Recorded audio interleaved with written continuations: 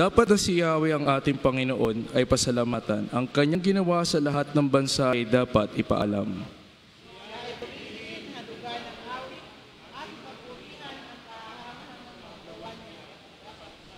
Tayo pong lahat, tayo ay maggalak, yamang lahat tayo ay tunay na Kanya, ang Kanyang pangalan, ang pangalang banal, napakadakila, lahat na may nais maglingkod kay Yahweh, dapat na magsaya.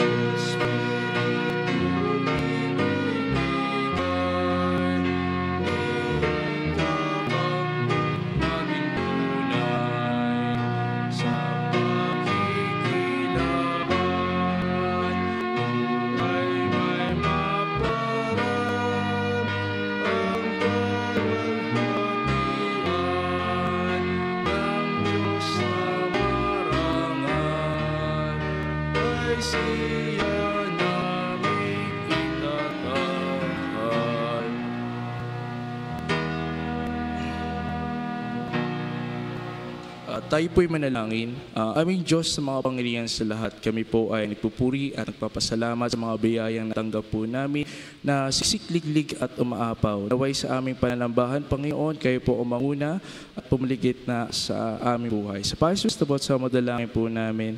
Amen at amen.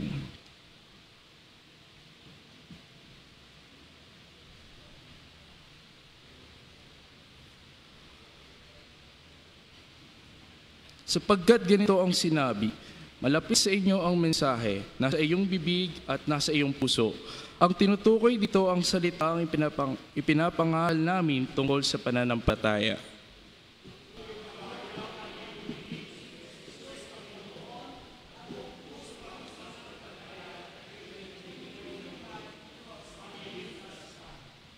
Sapagkat sumasampalataya ang tao sa pamamagitan ng kanyang puso at sa gayon ay tinuturing na matuwid ng Diyos.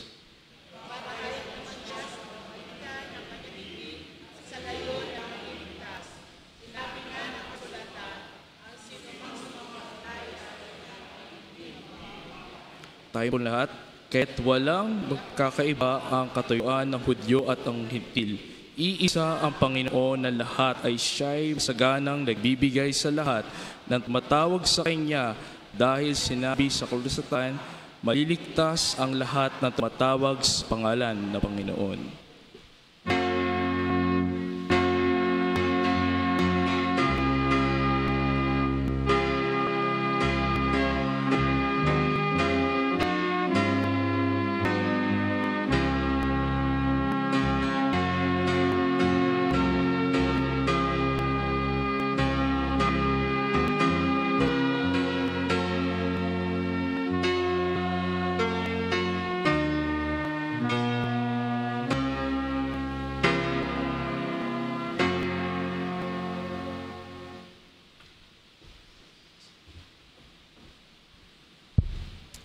Good morning. God is good. And all the time, amen, purihin ang Panginoon. Sa mabiyayang umaga at narito muli tayo sa kanyang templo upang sambahin at kilain ang ating Panginoong Diyos. Okay, mga kapatid, ang ating bulaklak sa altar, ito po ay offered by Gigi P. Santos on Thanksgiving for God's provision and continuous protection upon her life and family. Thank you so much po. Nananawagan, anuman po yung merong pagpapasalamat, ang opisina po ay open para tumanggap ng inyong mga donasyon para sa bulaklak. Mga bulaklak po ngayon wala po mabili. Ang hirap bumili. Kaya minsan nakikita nyo marangya, maraming bulaklak. Pero ngayon po kasi bibihira dahil sa bagyong nagdaan. Okay mga kapatid, meron po tayong mga upcoming activities natin this coming August. Bilang paghahanda po ng ating anniversary this coming October, marami pong mga napagkasunduan at mga activities na dapat nating kakaharapin. Tulad po ng confirmation class and membership class, enrollment is going on. Ibig sabihin, may nag-enroll na po. Please approach the ministerial team or the office. Nandun po ang ating reliever na secretary. Gayun din mga kapatid, this coming August 20, sa linggo na po, lay speakers, fellowship, and gathering. Gagawin po doon sa class, sa conference room. Sino po ang mga to? Yung pong narekomenda na mga lay speakers noong charge conference, magkakaroon po tayo ng lay speakers gathering. Ito po ay under ng ating witness program. So, i-calendary na po natin yun and then ipopost na lang po doon sa council o kaya group chat. Gagawa po kami ng group chat para alam nyo kung sino po kayo na na-approvean ng mga lay leaders during the church conference. Okay, yung ating mga gawain, midweek online, yung ating pong Vesper, yung pong mga care group, online, care group, face-to-face, Sunday school, mga kapatid, huwag po nating kaligaan na mag-attend sa lahat ng yon. This coming today, UMYF film showing. Lahat ng mga MYF, right after the service, doon po kayo sa CE room at meron po kayong film showing reflection. This coming August 27, marami po tayong activities in the church, worship through music, at ito po ay pangunahan ng ating music ministry. At maging po itong 27 sa calendar activities natin ay joy giving. End of our celebration for Stewardship Month. Lahat po ng ating ipagpapasalamat, ibigay po natin para sa Diyos ang nararapat para sa Kanya. On the district activities, linked in the Southwest UMYAF. Ngayon, mamaya po, meron po kayong committee or yung tinatawag na meeting gaganapin sa Central. Yung ating mga officer of MAYAP, hope you will attend on this district gathering.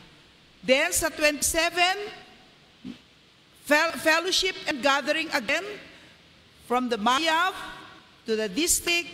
Sa Central din po ulit gaganapin sa oras ng 2:00. The Southwest UMYF, mga kabataan, mga powers, mga power, the heart of worship. Gaganapin naman po ito sa Makati United Methodist Church, August 26. Yan. Pina-announce ko lang po dito kasi napaka-particular po ako doon sa mga connectional responsibilities natin. Very active nga tayo sa church. Kung wala naman po tayong activeness sa district, walang connectional tayo. Ma-active ka naman sa district, wala ka naman dito sa church na mga activities, hindi rin po mabuti yun.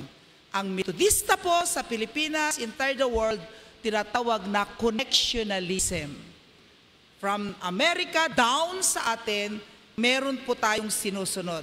Kaya sa lahat ng yan, ay ating pong ikalendaryo, kaya meron pa rin po tayong liturhiya, meron po tayong announcement or chronicles na ito para iuwi, at ito po yung ating palatuntunan or guidelines sa ating mga gawain buong buwan or buong linggong darating. Maraming salamat po. This coming, batin po natin this week ang mga nagdiriwang ng kanilang mga anibersaryo ng kasal at mga birthday. Alam niyo mga kapatid, may nakalagay dito, sabi ni Ate Ruth kahapon, patay na raw ito. Kaya kailangan makiupo ang membership care committee, pakialis po at pakitin po kasi itinatype lang po yan. Hindi naman po namin alam, hindi naman po alam ng sekretary natin kung ito ay buhay pa o hindi. So, Randy Hilario, patay na po yan.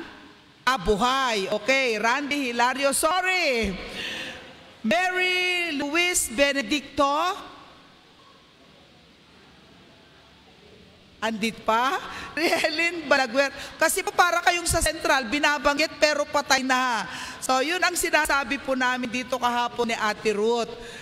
Jongko Michelle Maliwanag sa 15. Jocelyn Baltasar. Nel Angelmer Fajardo, 16. 17. Church Hill DJ Basa, ang ganda ng pangalan. Joshua M. Mariano. Sa 18, Aaron Pineda. Sa 19, Noel Gutierrez Marisa and Marisa Torres, Gigi Herbacio. Happy birthday po sa inyo. Walang nakalista kung merong anniversary ng kanilang kasal. Kapag po nag-announce po ang pastor ninyo, paki-check na rin po and then padala po doon sa office para po ma-consider ang lahat ng mga mali na aming mga binabasa. Salamat po and God bless us all. Tayo pong lahat ay tumayo at magbatian tayo ng isang pagbati na merong pagpapala na kapayapaan na isi-share natin sa bawat kapatiran sa pamagitan ng habang inaawit natin ang "Oh, I love you with the love of the Lord."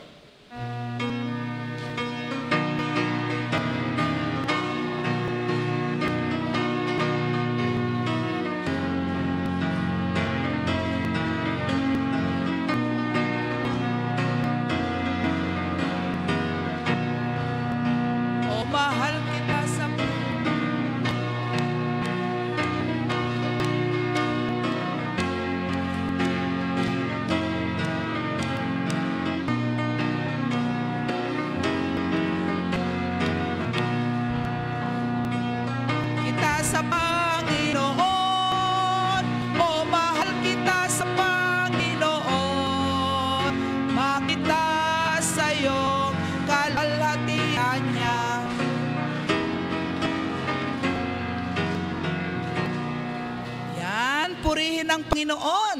Mga kapatid, may pahabol. Welcome po kay kapatid na Patrick Lechanco. Balikbayan siya. Welcome po. Okay. Nice to see you po. First time po namin kayo makita. God bless po. Mga kapatid, dahil may pahabol din po ako. Yung mga kababaihan po, nag-start na po silang nagbibisita sa kapwa kababaihan. Kayo nung Friday, yung time po for visiting team, nagkahiwa-hiwalay po kami. At marami kaming nabisita. Alam niyo po, natatandaan ko po kasi nung unang taon pastorani dito, meron po kaming may activities ng kababaihan na doon po ginawa yung fellowship. Sabi ko, hindi ko nakikita yun. Hindi ko nakikita yung may sakit kako, hindi ko nakikita. So hindi na ituturo ni Pastor Noel saan yun. Nabisita po siya nung Friday, and welcome again si Ate Emily, yan. Kahit nahihirapan po siya, gusto niya po kayong makita, kahit na meron po siya minsan po, kaya hindi natin nakikita, madalas siyang nahihilo, hindi siya nakakatagal sa pag-upo. Ngunit sa tulong ng Diyos, ay nandito po siya ngayon. At ipag-pray po natin ang kanyang kalusugan. For that po, sama-sama po tayong manalangin sa ating Panginoon. Tayo manalangin. Patuloy ka, O Diyos, aming pinapupurihan. Itinataas ang iyong pangalan, sapagkat sa dangang amin, Panginoon, kami po ay maraming kahinaan. Narito po kami, dumudulog sa inyo, humihingi ng tawad, sapagkat alam namin, Panginoon, ang aming kalagayan. Kami ay nagpapakumbaba. Nihingi namin ng tawad ang mga kasalanan namin, hayag man ito o lihim, Panginoon. Linisin mo po kami. Linisin mo ang aming puso't isipan, maging ang aming mga ginagawa, Panginoon. Silyuhan po ang aming mga labi upang ang iyong salita lamang ang siyang mapapuri, maitaas, Panginoon. Gamitin mo kaming pagpapala and instrumento, Panginoon. Kaya nga, O Diyos, sa mga sandaling ito, kami po ay nagpapasalamat sa mga kapatid na ngayong linggo ay nagdiriwang ng kanilang karawan. Salamat po sa kanilang mga buhay. Salamat po dahil instrumento sila ng pag-asa, instrumento sila ng kanilang tahanan. Patatagin mo sila, Panginoon, at tuloy mo pong palakasin ang kanilang mga buhay. Gabayan, Panginoon, sa anumang buhay na kanilang tinatahak. Gayon din, Panginoon, sa mga kapatid namin na ngayon ay nasa bahig ng karamdaman. Inaabot din po namin sila, Panginoon. Inaabot namin sila sapagkat hindi namin sila nakakasama o napupuntahan. Hinihingi po namin ng tawad, Panginoon. Lord, salamat din. Kung may mga nasa banig ng karamdaman, amin din pinapasalamatan ang mga kapatid namin ngayon, Panginoon, ay iyong itinayo. Nagpapasalamat kami sa buhay ng mga kapatid namin na ngayon ay kasama namin sa pananambahan. Nagpupuri at nagpapasalamat sa kabila ng kanilang kalagayan. Panginoon, tunay nga na ikaw ay buhay. Tunay nga, ikaw ang Diyos, ang aming dakilang doktor at manggagamot. Panginoon, gayon din, kami rin po ay nagpapasalamat sa mga kapatid namin na ngayon ay nagdiriwang ng kanilang anibersaryo ng kasal, ang kanilang mag-iisang dibdib. Panginoon, ikaw, O Diyos, ang patuloy na kumilos din, Panginoon, sa kanilang tahanan. Ikaw nga po ang magbuklod. Ikaw nga po ang patuloy na magbigay ng dakilang pag-ibig. Ikaw ang sentro ng kanilang pamilya, Panginoon. Salamat din, Panginoon, sa paghahanda, Panginoon, ng aming mga committees para sa darating na anibersaryo ng iglesyang ito, Panginoon. Salamat sa mga kalakasan, sa pakikisang damdamin at kaisipan, Panginoon, upang ang lahat ng mga gawain, Panginoon, ay maayos na magagampanan, Panginoon. Ang bawat committees, Panginoon, ng Iglesia, ang bawat leaders, Panginoon, Ikaw, O Diyos, ang siyang patuloy na magbigay ng pagbubuklod-buklod at kaalaman, sapagkat alam po namin, Panginoon, hindi namin magagampanan kung iilan lamang o iisa lang o iilan lang ang mag-iisip, Panginoon, kundi, Panginoon, ang kaisipan ng pagbubuklod-buklod. Panginoon, napakasarap tingnan ang bawat isa, Panginoon, na nakikiisa, Panginoon, ang bawat committees at ang lay organization.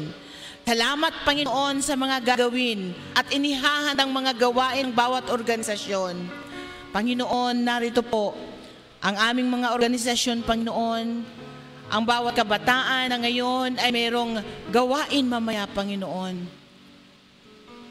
Patuloy, Panginoong Diyos, na mag-reflect ka sa kanilang mga buhay.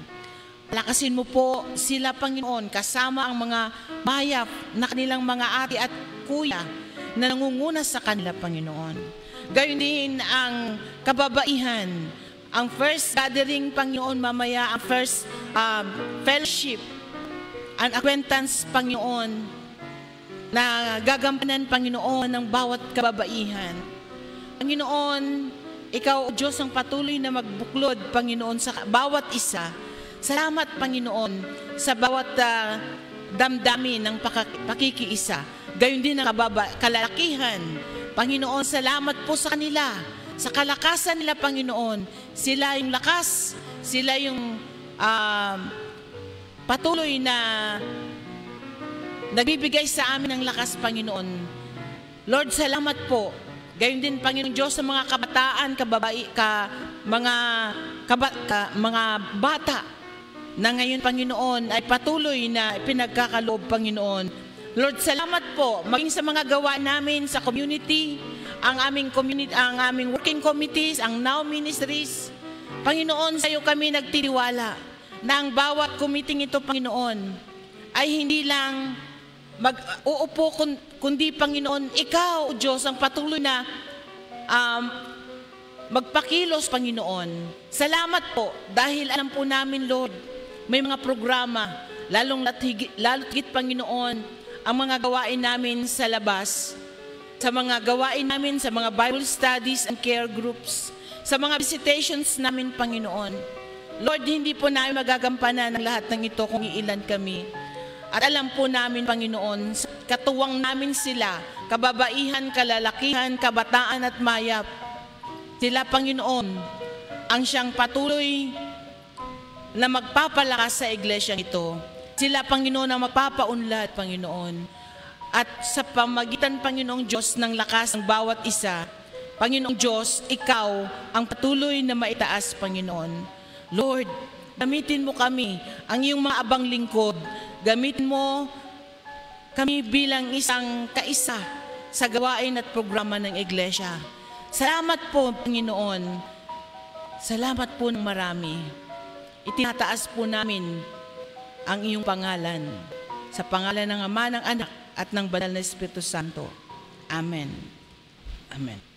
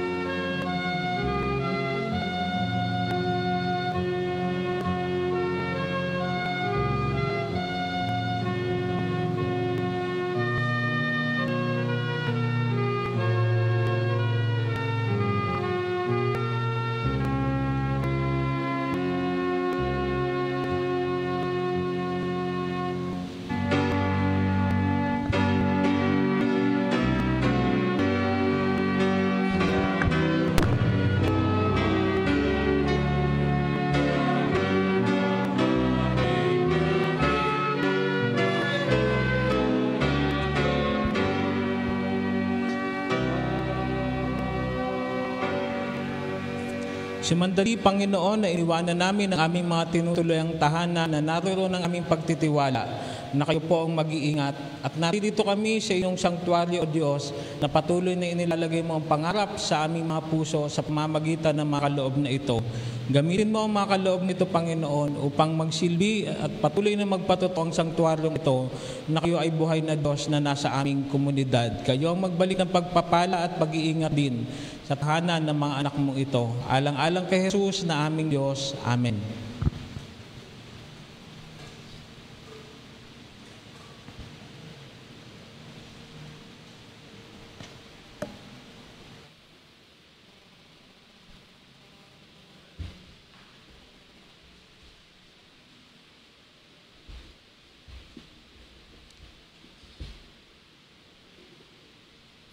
Ang pagbasa po ng banal na kasulatan ay matatagpuan po sa aklat po ng Henesis, Kabanata 37, talata 1 hanggang 4.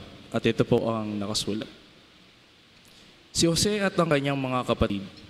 Si Jacob ay nanatili sa Kanaan, sa lupain tinirhan ng kanyang ama.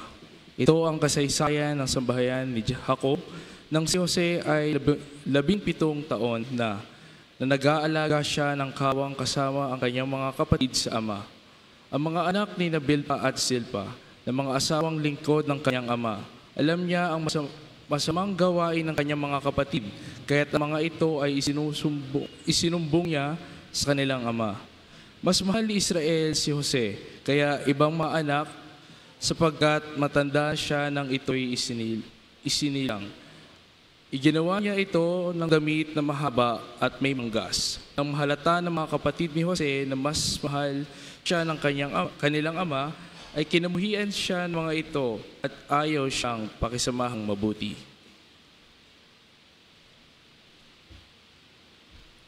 Pagbasa mula sa Bagong Tipan, matatagpuan sa Mateo, Kabanata 14, versikulo 22 hanggang 33. Agad pinaskain ni Jesus sa bangka ang mga alagad at pinauna sa kabilang ibayo.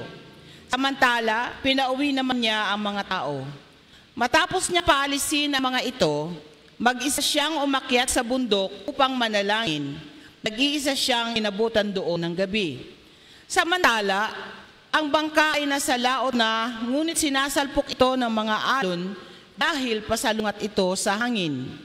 Nang madaling araw na'y sumunod sa kanila si Jesus na naglalakad sa ibabaw ng tubig. Kinilabutan sa takot ang mga alagad nang makita nilang may lumalakad sa ibabaw ng tubig. "Multo!" sigaw nila. Ngunit nagsalita agad si Jesus at sinabi sa kanila, "Huwag kayong matakot, ako ito." Sinabi ni Pedro, "Panginoon, kung talagang ikaw nga iyan, pupuntahin mo ako diyan sa kinaroroonan mo sa ibabaw ng tubig." Sumagot siya, "Halika." Mula sa bangka ay lumakad si Pedro sa ibabaw ng tubig papunta kay Jesus. Ngunit nang mapansin niya na malakas ang hangin, siya'y natakot at nagsimulang lumubog. "Panginoon, sagipin ninyo ako," sigaw niya. Agad siyang hinawakan ni Jesus.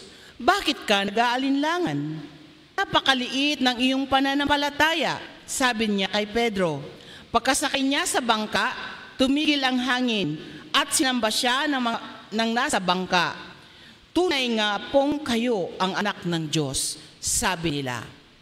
Ang salita ng Diyos para sa bayan ng Diyos. Amen.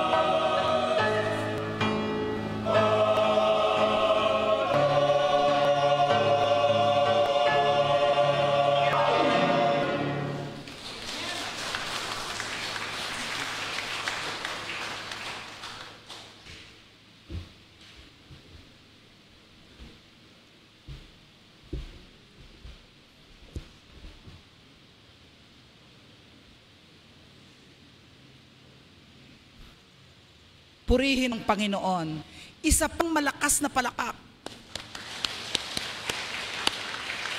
Nabe-bless po ba kayo, mga kapatid?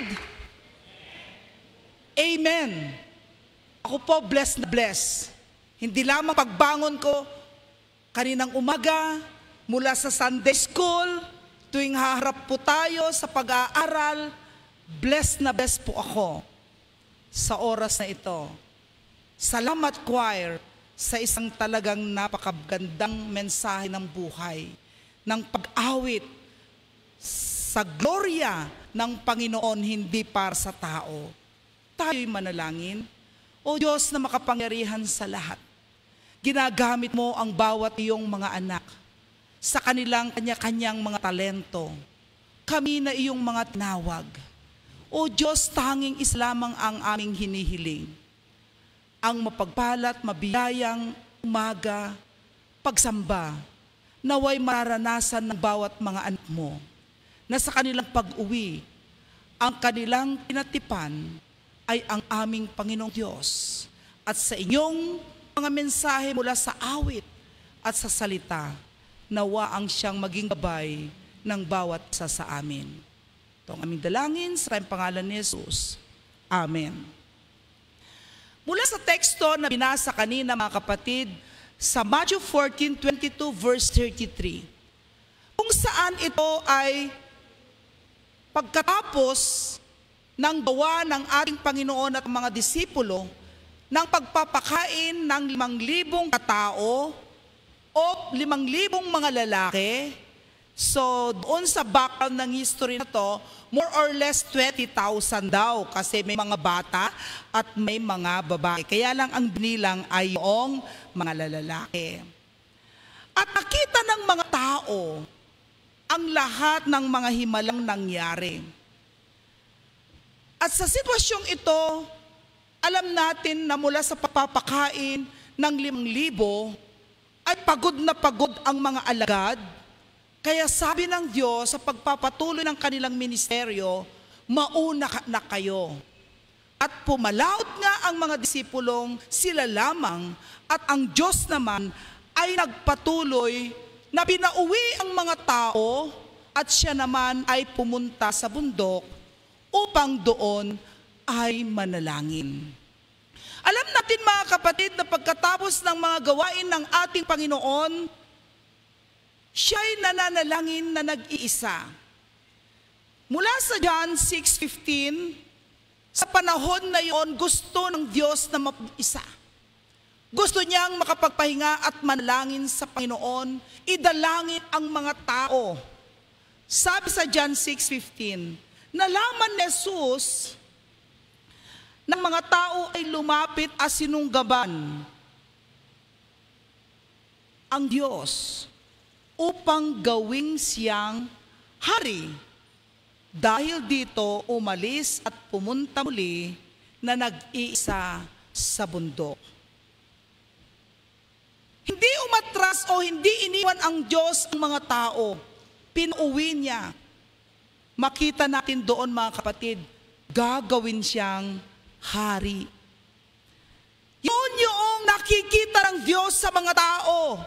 Mula sa mga himala na ginawa ng ministeryo ng Panginoon sa pagpapagaling sa mga may ketongin, sa pagpapalayas ng mga demonyo, mula sa pagpapakain ng 5,000, yun po yung nakita ng mga tao. At sabi nila, siya na ang magiging hari. Siya na ang gagawin nating hari. Imagine nga naman, kumain sila, nabusog sila, libre. Gumaling sila mula sa sakit. Walang consultation fee. Ano mga doktor? Kung magpa-doktor ka, may consultation fee. Pero prihin natin yung mga doktor natin dito sa St. Paul. Pinagmamalaki ko po yun kasi ginagamit ninyo ang iyong profesyon para rin sa mga kaanib and outside pa. Ang connotation para sa mga tao sa pagginawa ng Diyos ay kaya nang ipagtanggol ng Diyos sila doon sa mga Roma, sa gobyerno ng Roma, at manatili silang panalo. sa mga Israelita ang mga taong Hudyong ito. Kaya ang ating Panginoon sa panahon na yun, gusto niyang mapag-isa. Gusto niyang dumalangin. Imagine niyo mga kapatid na kayo ito. Yung ginawa mo na ang lahat. Ipinaparamdam mo na ikaw ito. Ngunit hindi nila na-realize. Siya lamang pala isang hari na tagapagligtas, mamuno, upang ang mga kalaban nila ay magagapi. Oo nga naman, mirakulo na gagawa ng Diyos.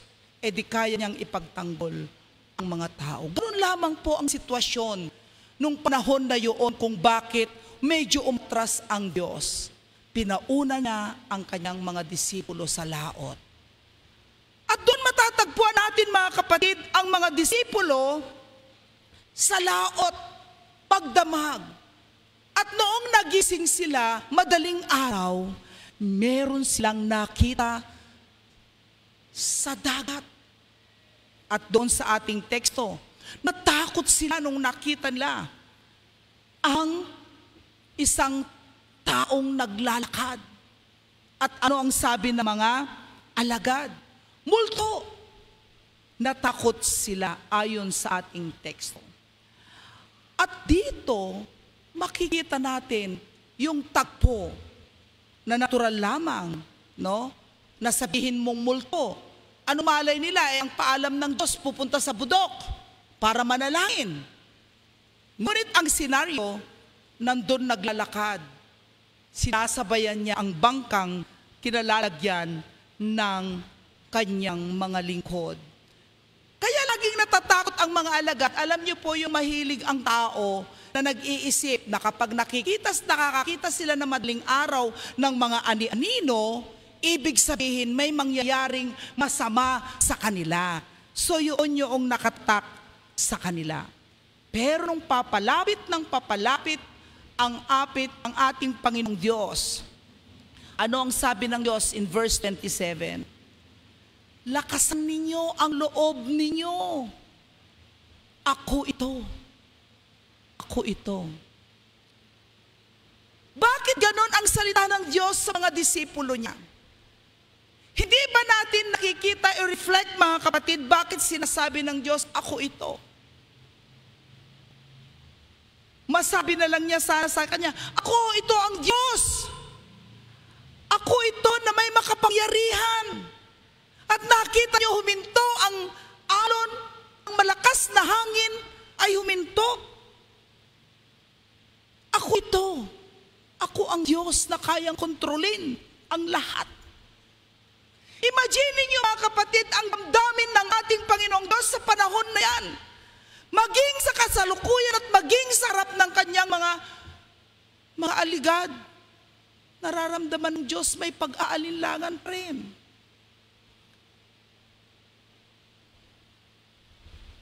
Sa teksto natin mga kapatid ngayon, ipinapakita niya na mayroong Diyos na makapangyarihan.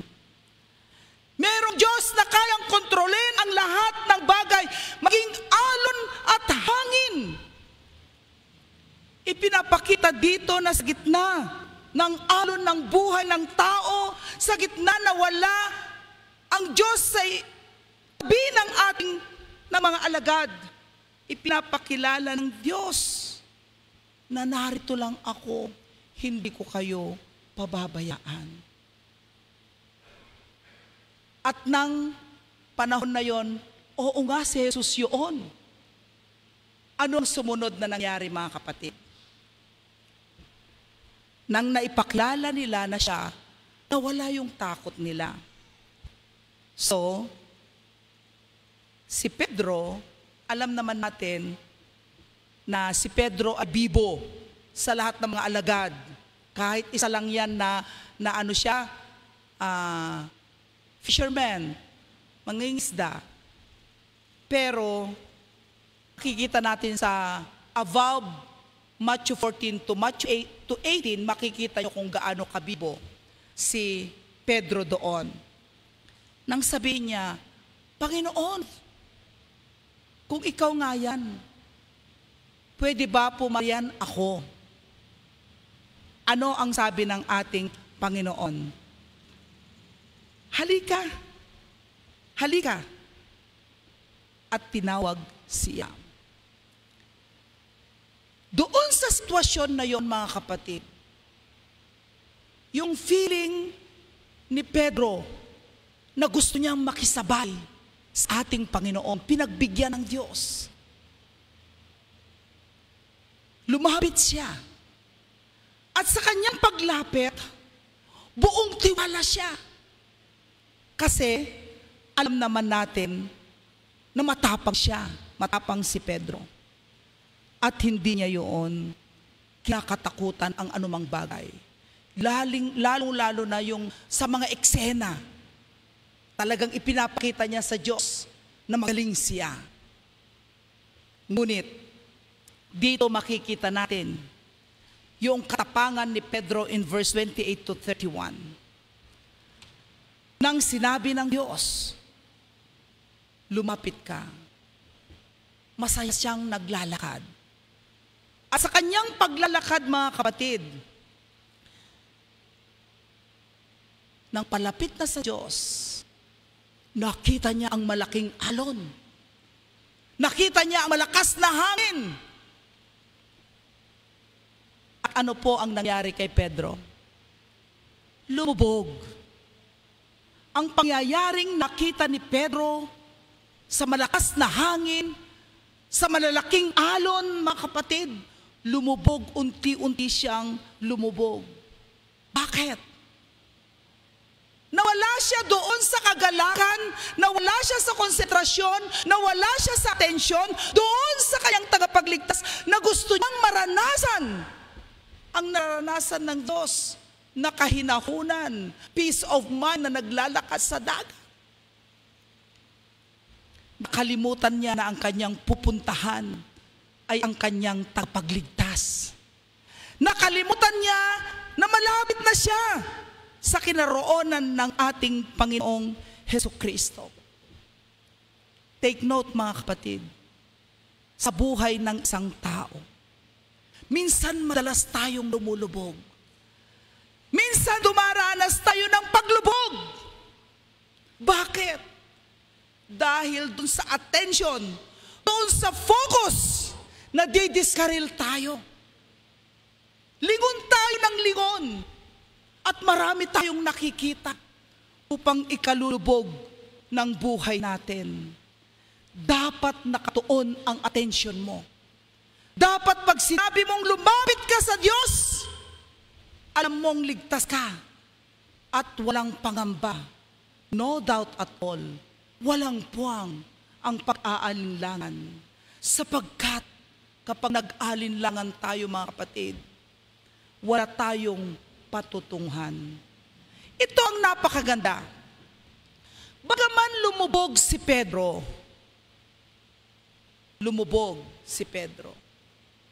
ngunit nang sinabi niya, Panginoon, sagipin mo ako. Inabot niya ang kanyang kamay. Ini-imagine ko lang po yung sitwasyon. Yun naman po yung background sa Bible, background no po. Imagine niyo rin po na gano'n yung sitwasyon ngayon.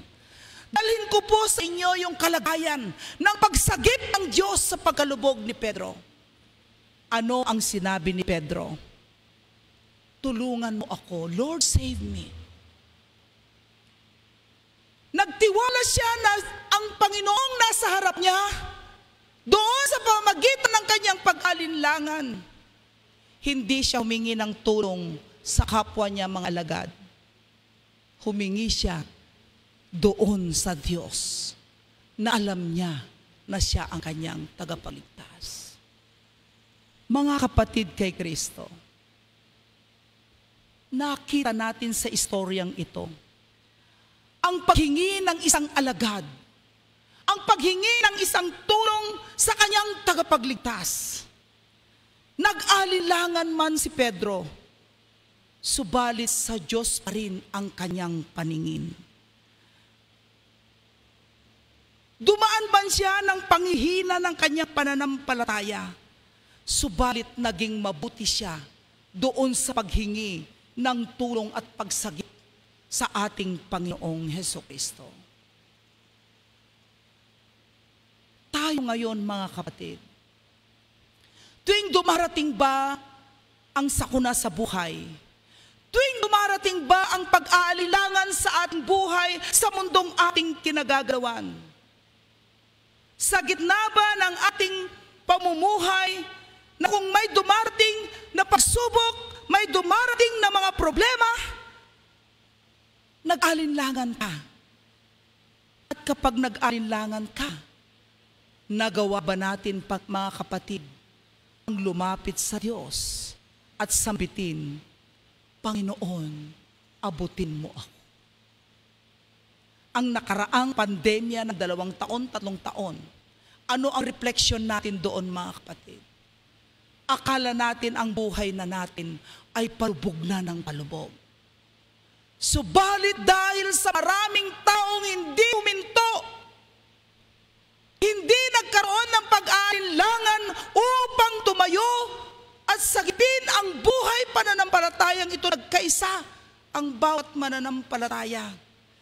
Lalong nagkaroon ng debosyon, lalong nagkaroon ng pananambahan sa mga tahanan. Bakit? Hindi naman tayo makalabas noon, di ba? Hindi naman tayo makalabas. Anong ginawa ng tao? Naging ang attention, nagkaisa tayo, nagmulog sa ating Panginoon. Ano ang mensahe para sa atin ngayon, mga kapatid? Makakita man tayo ng maliliit o malalaking pagsubok sa buhay, sa ating pagdahak na gusto nating lumapit sa ating Panginoon, sa ating life journey and faith journey, dumarating ang pag-aalinlangan. Ipinapakita ang mundo ang kalagayan ng bawat sitwasyon ng tao. Mga kapatid, ang mensahe para sa atin, huwag kang patatangay, huwag kang malugmok doon sa sitwasyon na nangyayari sa palibot. Huwag nakapokus ang buhay mo sa palibot. Huwag nakafokus ang mundong itong gala na magulo upang siyang manaig sa iyong pananampalataya at sa aking pananampalataya. Sapagkat sa bawat lakad nating patungo sa Diyos, may alon, may malalaking hangin, bagyo, sakuna na ating atahakin. Subalit bilang mananampalataya, palakasin natin iyon sa pamagitan ng ating mga pananampalataya sa Diyos. Tiwala at pananampalataya lamang ang dapat nating gawin. Huwag kaligtaan, lumapit sa Diyos at nakakatiyak ako, lahat ng sakuna ay titigil at mararanasan mong sasabitin, Panginoon, narito po ako, sumasambat na nanalangin sa iyo. In verse 32-33, ang mga tanong ng mga disipulo nang sinabi nila, tunay nga na ikaw ang Diyos. Di ba tinatanong ng mga disipulo noon, sino nga ba ang anak ng Diyos?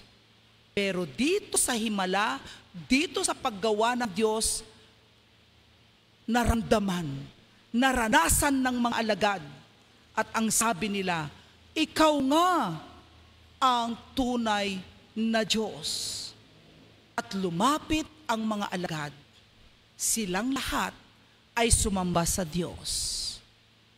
Sumamba sila at nakilala nila na hindi lamang para maging hari, kundi siya pala ang tunay na tagapagligtas ng mundo. Mga kapatid ko kay Kristo, sa buhay pananampalataya natin, nakilala natin ang Diyos. Kung dumarating ang pag-aalinlangan, tandaan natin ang katotohanan na ipinamalas ng ating Panginoon.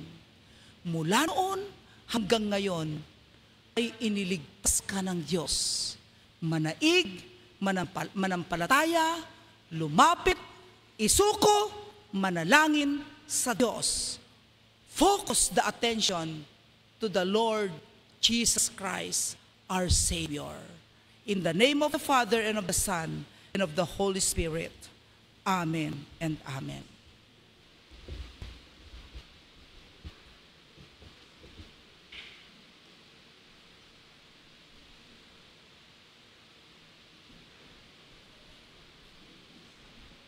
Parangalan mo si Yahweh sa pamamagitan ng iyong mga kayamanan at mula sa iyong mga pinakamainam na ani, siya ay iyo ring handugan. Sa panahon po tayo ng paghahandog.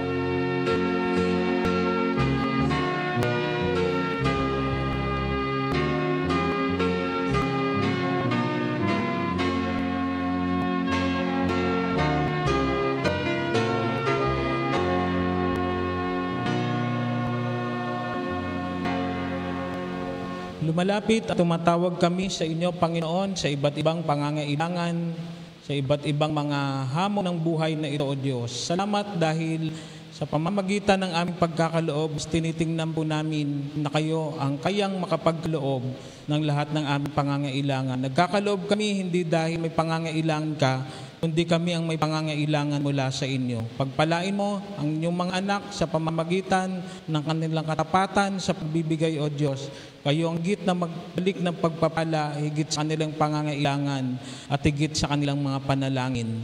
Alang-alang kay Jesus na aming Panginoon. Amen.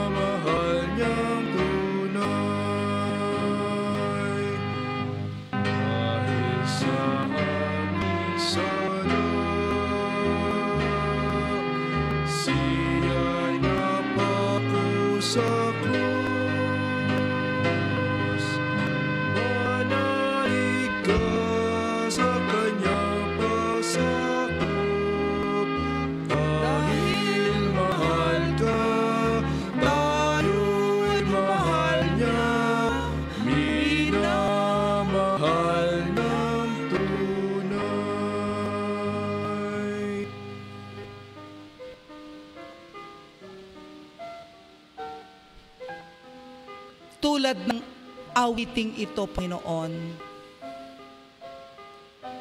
mahal ka namin, O Diyos, dahil una mo kaming minahal. Narito po ang iyong mga anak, lumapit, ipinagkaloob ang kanilang mga pasasalamat, kaalinsabay ng pagtatalaga ng kanilang mga buhay. Sila ay nakaluhod sa iyong paanan. Ang iba, Panginoon, ay nanatili sa kanilang mga upuan. Ngunit kaming lahat ay isa lamang ang layunin. Ang pasalamatan ka, Panginoon, sa iyong kabutihan sa aming mga buhay. Dakila ka, Panginoon, sapagkat ang iyong banal na presensya ang siyang aming nararanasan sa oras at pagkakataong ito. Mula sa iyong mga salita, kung meron man dito sa mga anak mo, Panginoon, na nakakaranas ng kalumbayan, ng pagsubok sa buhay, na kung minsan, Panginoon, ito po ang nanghihila sa amin upang lumubog, huwag mong hayaan na malugmok kami doon sa sitwasyon. Malugmok kami sa pagkalubog. Bagkus tinuruan mo kami kung paano ang lumapit, kung paano ang humingi ng tulong at saklolo sa iyo. O Diyos na kapangyarihan sa lahat, ito po ang aming ipinagsusumamo ngayon sa iyo. Dalangin ko, O Diyos, na kung meron mang mga karanasan sa bawat mga anak mong narito, mga pagsubok sa buhay, pagkakasakit sa lupang pangangatawan, kakulangan sa anumang mga kalagayan at sitwasyon ng buhay, inilalapit ko po, Panginoon, ang bawat mga anak mong ito. Pakinggan mo ang kanilang karaingan, ang kanilang mga daing. Sagutin mo, O Diyos, ang kanilang mga bulong sa puso, ang kanilang mga panalangin. Dahil tulad ng iyong pangako sa amin, magtapat lang kami sa iyo. May puso kaming mapakumbaba, sumunod sa iyong mga utos, ayon sa kalagayan ni Kristo nang siya'y napako sa cross. Madama namin ang pighating iyon at lagi naming masilayan ang kagalakan ng paglilingkod at lagi naming isuko ang aming buhay para sa iyo. O Panginoon, masdan mo po kami. Ang iglesia ito, Panginoon, ang St. Paul United Methodist Church, ang bawat mga kaanib, Panginoon, na may mga suliranin, ang bawat mga lingkod mo, Panginoon, na nakakaranas maging ang tagumpay ng buhay, kasanahan ng buhay, kaluwalhatian ng buhay, peace of mind na meron sila. Salamat, Panginoon, at patuloy na ginagabayan mo sila, pinapangunahan mo sila. Panginoong Diyos, hindi namin mabilang sa aming mga kamay ang aming ipinagpapasalamat. Subalit, alam mo kung ano ang laman ng puso at diwa ng mga lingkod mong ito. Kaya sa kanilang pagbabalik sa kanilang mga tahanan, sa kanilang pag-uwi, naway dala nila ang mabuting balita, ang kasaganahan ng buhay, ang kagandahan na maglingkod at kasiyahan na paglingkuran ang aming Panginoong Hesukristo. Hindi kami magagapi sa anumang pagsubok. Hindi kami magagapi ng anumang pagtatampo sa kapwa, kundi mangingibabaw ang aming pananalig sa iyo, sapagkat ikaw ang aming kinakausap. Ikaw ang aming pinaglilikuran at wala ng iba. Maraming salamat, O Diyos. At ito ang aming panalangin, kalakip ng paghiling ng kapatawaran ng aming mga kasalanan. Amen at amen.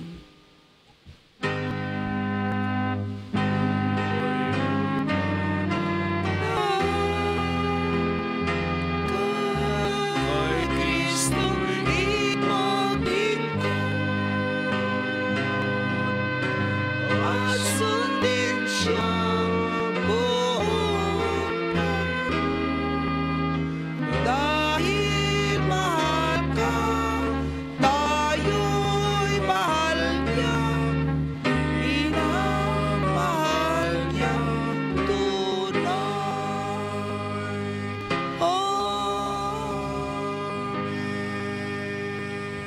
Mga kapatid kay Kristo, ang kagalakan at kasiyahan ng ating pananambahan sa ating paglabas sa kanyang templo, paglayin natin ang kanyang kapangyarihan at ipagpatuloy natin ang misyon ng Diyos na siyang pinagkatiwala sa bawat isa sa atin. Sa kanya na makapangyarihan na siyang makapag-iingat sa inyo upang hindi kayo magkasala at makapagharap sa inyo ng walang kapintasan at may malaking kagalakan sa kanyang kalulhatian, sa isang Diyos na ating tagapagligtas, sa pamamagitan ni Jesucristo na ating Panginoon, ang kapurihan, karangalan, kaluwalhatian at ang kanyang kapangyarihan, mula pa noong una, ngayon at magpakailanman, sumainyo.